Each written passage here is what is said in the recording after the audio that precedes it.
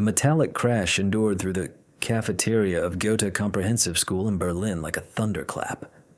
Parts of an expensive frame scattered across the linoleum floor while 17-year-old Lily Walker lay among toppled tables.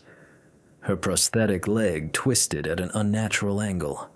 3 older students loomed over her, laughing, led by Kyle Brown, who still gripped the baseball bat with which he had destroyed Lily's custom-made wheelchair worth over 20,000 euros. But what happened next, when her brother stepped into the cafeteria, would become the most shared video in the school's history. Before we dive deeper, a quick thanks. Stories like Lily's deserve to be told. If this story moves you or reminds you of someone who has faced something similar, please leave a comment. You make this community possible. To help us continue sharing brave stories like this one, click on Thank You below the video. Every contribution matters because sometimes outsiders write the most powerful endings. Now, back to the cafeteria where everything changed. "Look at her now," taunted Kyle, his shiny sports jacket gleaming under the harsh neon lights. The entire cafeteria had gone silent. 200 students stood frozen in shock. Some raised their phones to record while others looked away, too frightened to watch. Lily Walker did not cry. She had long learned that tears only brought more trouble. Instead, she slowly crawled to the largest remaining part of her broken wheelchair, the control module that her brother Alex Walker had specially customized for her before his deployment to Mali. "Where are you going?" Kyle Brown kicked the module so it slid out of her reach. "You will never need this again," Benny Hansen, the third one in their group, said while laughing as he spilled his chocolate milk over her head. "Oops, looks like you need another shower right now." "Wait, can you even reach the shower head?" Lily's hands did not tremble from fear, but pure anger.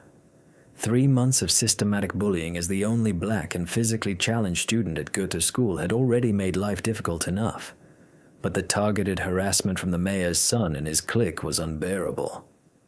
She said nothing. Kyle leaned down, his breath smelling of energy drinks and arrogance. "Come on, give us one of your inspiring speeches. Tell us how specially talented you are, or some nonsense like that." Lily looked him straight in the eyes. "You will regret this," she warned. He laughed. "What are you going to do? Crawl over my foot?"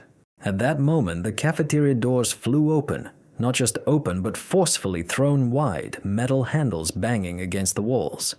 Standing there was Alex Walker, 1 meter 93 tall, 110 kilograms of muscle, with 3 missions abroad behind him. He wore his Bundeswehr dress uniform gleaming under the light, adorned with medals and badges, but it was his eyes that silenced the students. Eyes that had witnessed war, violence, and their consequences.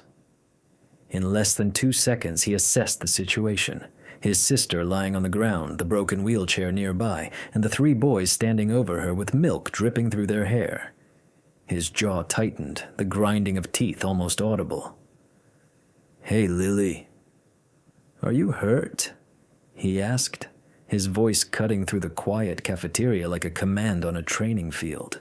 "I am fine," she replied, eyes still fixed on Kyle. "But my wheelchair is not—" Alex approached calmly, not angrily or hurriedly, but with the precision of a soldier in action. The students stepped back as if the sea were parting before Moses. Even teachers pressed against the walls. Kyle tried to appear composed. "Who on earth are you?" Alex gave no answer. He knelt beside Lily, his imposing figure protective over her. Gently, he helped her sit up, examined her prosthetic, and wiped her face with his cloth handkerchief. "That was a 20,000 euro wheelchair," Lily whispered. "The titanium frame with special controls. You built it yourself before leaving for Mali." "I will build you a better one," Alex promised. He still had not looked at the 3 boys. "Did they hit you? Or just push you after destroying it?" Slowly, Alex finally turned towards the 3 culprits. They unintentionally took a step backward. Alex spoke calmly, almost kindly. Do you know what's funny? I just got back yesterday. 14 months abroad on deployment. Do you want to know what kept me going? He picked up a part of the broken wheelchair resting on the armrest and examined it like an archaeologist discovering a valuable relic. Knowing that my little sister is here, safe at school, studying. I installed this myself, he said, pointing to a component. Pressure sensors that she can operate with minimal hand movement. That took 3 weeks of work. Look, dude, Greg Mitchell started nervously. We only wanted... Alex interrupted him. We only wanted to damage medical equipment by attacking a disabled student. Just a moment. This is destruction of someone else's property worth more than 5,000 euros, bodily harm to a protected person. And now there's suspicion of a hate crime. A hate crime! Benny Hansen burst out. We only targeted her because she is the only black disabled student at this school. 3 white guys attacking her. This will attract the federal prosecutor's attention. Alex pulled out his phone. I think the criminal investigation department might be interested, and maybe the press too. The evening news. A mayor's son destroying a disabled girl's wheelchair that sells well. Kyle Brown tried to take control of the conversation. My father is the mayor, You're perfect for interrupting. Alex cut him off. That will only make the lawsuit even bigger, especially since public funds are involved. Municipal responsibility was undeniable, and I estimate at least 2 million euros in damages. He turned toward the crowd and asked, Who among you recorded this? Dozens of hands hesitated before slowly rising. Please send the footage to this email address, he dictated. It will serve as evidence for the criminal complaint and for the press. Lily watched from the ground, a faint smile playing on her lips. She knew her brother could have easily overpowered any of the 3 boys, yet this situation was worse. He was destroying them legally, publicly, and permanently. You cannot threaten us, Kyle said, but his voice trembled. I am not threatening, Alex replied sincerely, surprised. I am merely stating facts. He grabbed a tray from the serving counter and started loading food onto it. The surreal normality amid the chaos felt almost absurd. What are you doing? Benny asked. Getting lunch for my sister since she missed hers because you 3 tough guys wanted to fight, Alex said, balancing the tray with the skill of a waiter. Oh, and I am about to call my lawyer. He loves cases like this. Clear evidence, a sympathetic victim, public responsibility. He will probably buy himself a new boat with this one. At that moment, Mr. Schilling, the principal, appeared with 2 security guards at the door. Mr. Director, just perfect. I assume you are here to have the 3 boys arrested for assault, Alex said. The principal stammered. We must... First, Alex carefully placed the tray beside Lily. There were 200 witnesses and dozens of videos showing exactly what happened. The rest still needed to be investigated. The school rules must be followed. Let's talk about the rules, Alex approached the principal. How many times has my sister reported bullying? Mr. Schilling hesitated.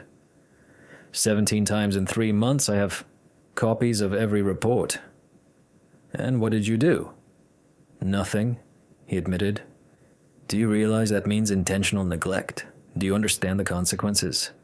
The school is responsible for everything that occurred today. He helped Lily onto a bench and supported her gently.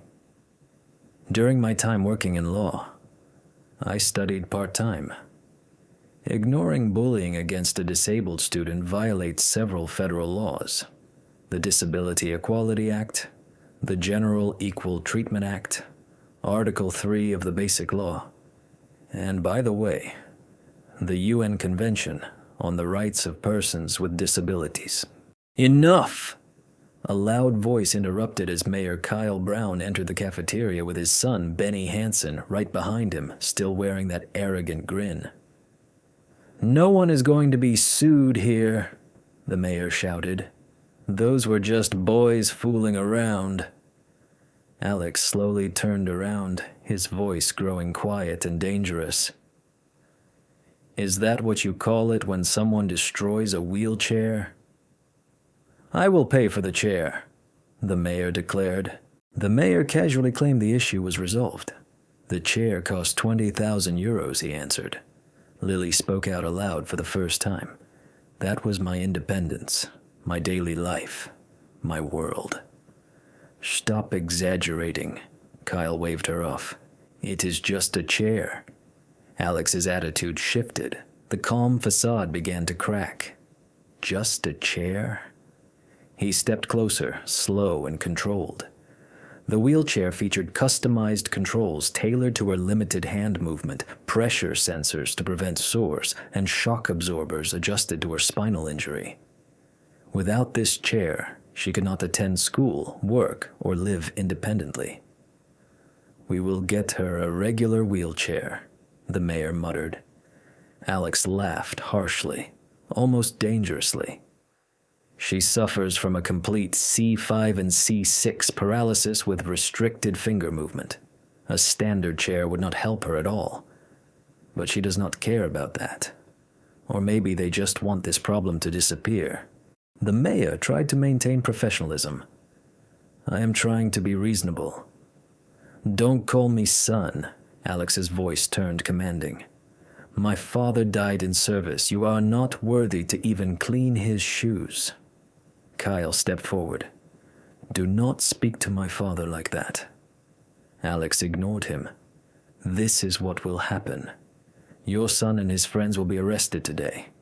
You will pay 25,000 euros for a new wheelchair with upgrades. The school will implement real anti-bullying measures. External oversight, and her son will apologize publicly under no circumstances," snapped Kyle. "I will not say. Sorry, then we will go to the press, every outlet, every platform. The video is spreading rapidly. How many views do you think, Kyle?" 1,010,000. Alex showed his phone. Asterisk. Asterisk. "The wife of my supervisor runs a foundation for disabled soldiers. 3 million followers. She is very interested in such stories." One post. "From her and your political career. Mr. Brown is over." The mayor squinted his eyes. "That is blackmail." "No," said Alex. "Those are consequences, something that her son apparently has never faced." Lily watched the scene. She recognized that look the moment when powerful people realize their power is finite. "I need to speak to my son in private," said Brown stiffly. "No." Answered Alex immediately. "He talks to the police with a lawyer like any other offender. He is 17, old enough to swing a fist, old enough to take responsibility." Then police sirens sounded in the distance. They came closer. Kyle's face turned pale. "Dad." The mayor grabbed his arm. "Say nothing. I am calling Peterson." "Peterson no longer takes your calls," said Alex calmly. "I already hired him." It was a lie. Alex could never afford that lawyer, but the bluff worked perfectly. "You..." "Damn military intelligence," interrupted Alex. 8 years of training on how to think ahead." 4 officers entered the cafeteria. Chief Inspector Martinez scanned the scene. "We received several emergency calls about an attack." "These 3, said Alex, pointing at Kyle, Greg, and Benny. "They destroyed my sister's wheelchair and physically assaulted her. Dozens of videos prove it." Martinez looked at Lily, the damaged metal, the milk in her hair. "Do you need medical assistance?" "I am fine," Lily replied. "I just need to get to my replacement chair in the infirmary." "I will carry you," offered Alex. "No," she said, looking him in the eyes. "I will crawl. Let everyone see what they have done. Let them film it. The whole world should witness this." And so she did. Slowly, painfully, She crawled across the cafeteria floor, dragging her prosthesis behind her. 200 students watched in complete silence. Alex walked beside her, protective but without helping. He knew this was her moment. The mayor tried once more. "This is unnecessary drama." "This is the truth," Alex said without looking at him. "Your son forced her to crawl. Everyone needs to see this." Behind them, the officers read their rights. "Kyle Brown, you're under arrest for serious bodily harm and property damage." "Dad," Kyle whimpered as the handcuffs were put on him. The mayor was already shouting on the phone in despair when Lily reached the door. The cafeteria grew quiet as one student began to clap, then 5, then 50, until the entire room erupted into applause and whistles. Cheers filled the air. She paused briefly by the exit, then turned around and called out, "Hey, Kyle."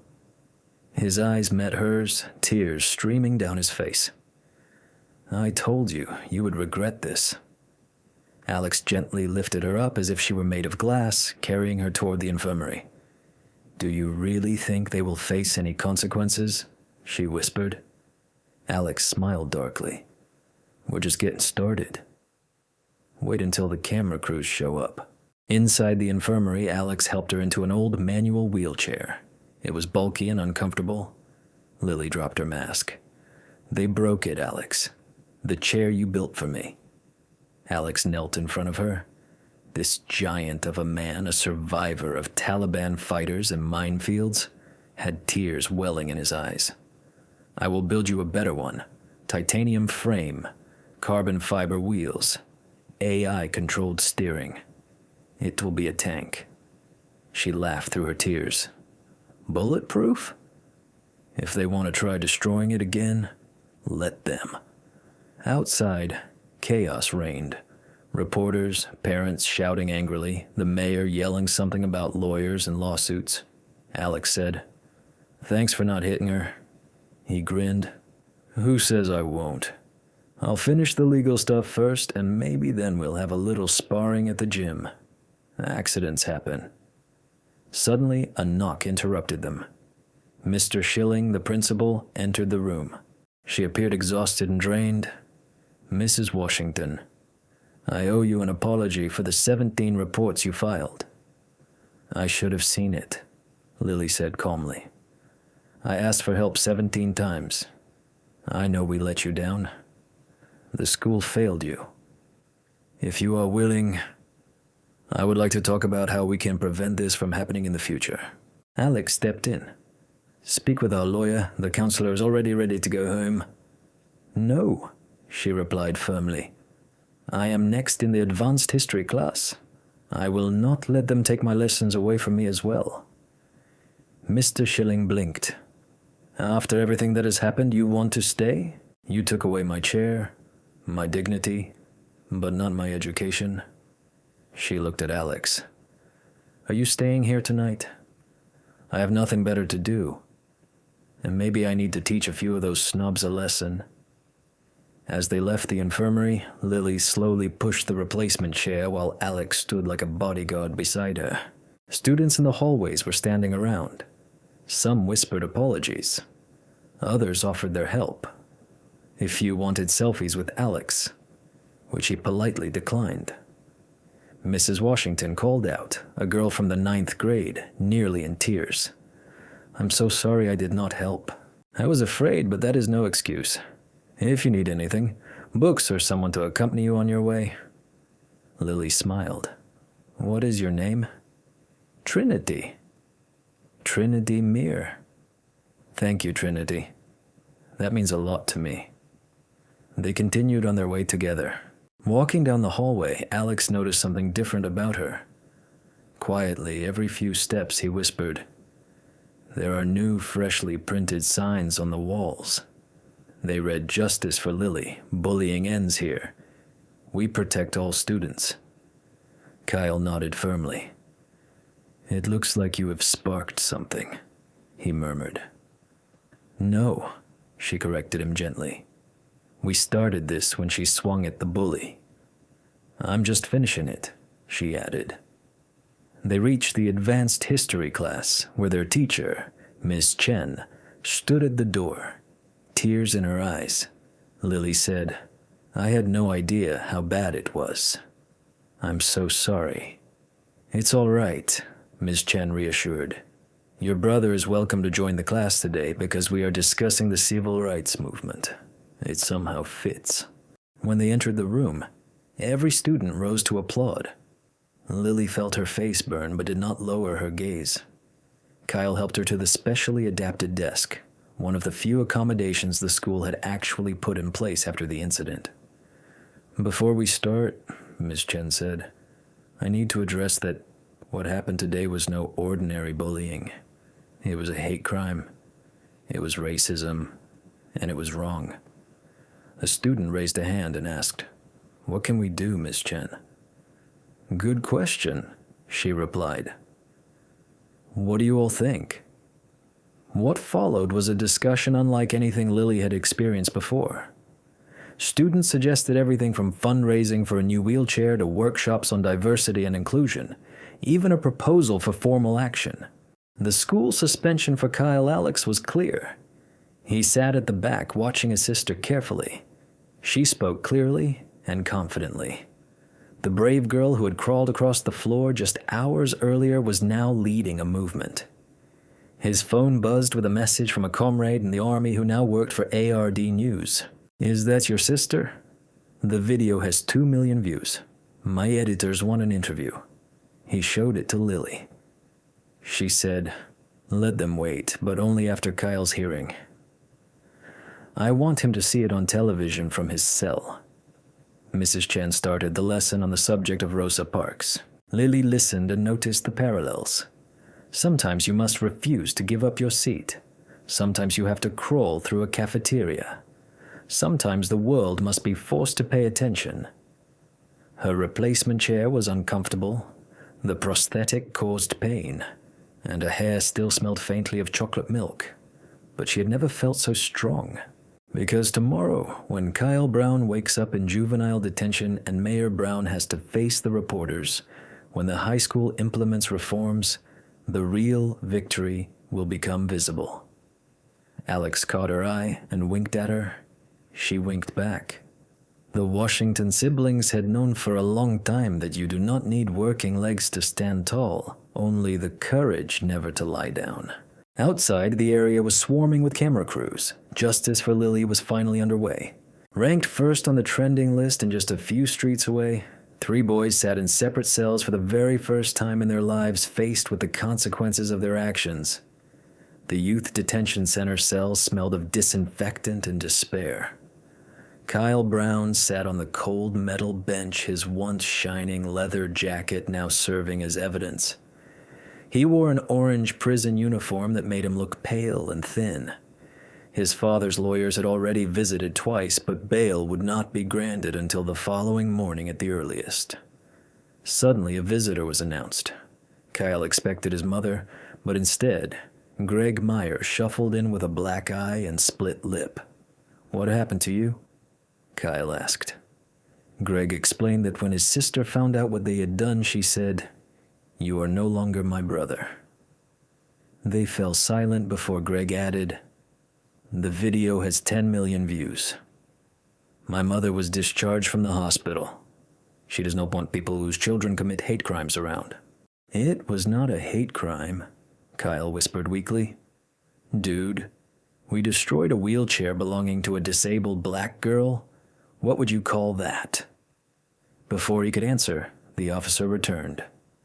Urgently, their lawyer waited in the consultation room. Mr. Peterson, the attorney whom Alex Walker claimed to have hired, had finally appeared, but he was not on Kyle's side. The prosecutor's office was taking the matter very seriously indeed. "They want to hold you accountable as an adult for serious bodily harm and property damage exceeding 20,000 euros. There's also a violation of civil rights punishable by 5 to 7 years for a broken wheelchair. A star is awarded for an assault on a disabled person motivated by prejudice." Peterson uncovered files involving 17 other students who have filed complaints against you, and Destiny has documented every single one with names, dates, and witnesses.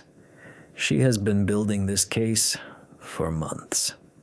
In the garage of the Washington house, Destiny was seated in the spare wheelchair while television crews waited outside, but she kept them waiting. This story was told in her own way. Alex was working on a new frame, testing a different approach. He connected a new control panel featuring obstacle detection and an emergency call button integrating some drone technologies developed by the military. She tested it, and the chair responded instantly and flawlessly, though it was still not perfect. Alex smiled, saying, "My friend from the lab helped me. I want to show you something." The garage door opened, and Principal Schilling entered alongside the school superintendent and 3 members of the school board. "Mrs. Washington, we need to talk." "No," Destiny interrupted. "You need to listen." Alex pulled out a thick folder containing 17 ignored reports, testimonies from 23 witnesses, including 4 teachers, describing incidents as typical boy behavior, and a school counselor who dismissed the complaints. Should we continue? We had no idea it was this serious. Some lied, Destiny said. They all knew, but they did not care until it went viral. A board member demanded real change. No more PFS, mandatory training sessions for all teachers, monthly reviews of every bullying incident, a designated contact person for students with disabilities, and Mr. Schilling is stepping down. "I am resigning," he stammered. "After everything you have ignored, you're not fit to protect the students. This is unjust." "That is generous," Alex Walker interrupted. "Otherwise you would have been sued as well and lost your home and pension." Resigning means they walk away clean. After a long silence, he said, "I am submitting my resignation tonight. No, right now before the end of the day,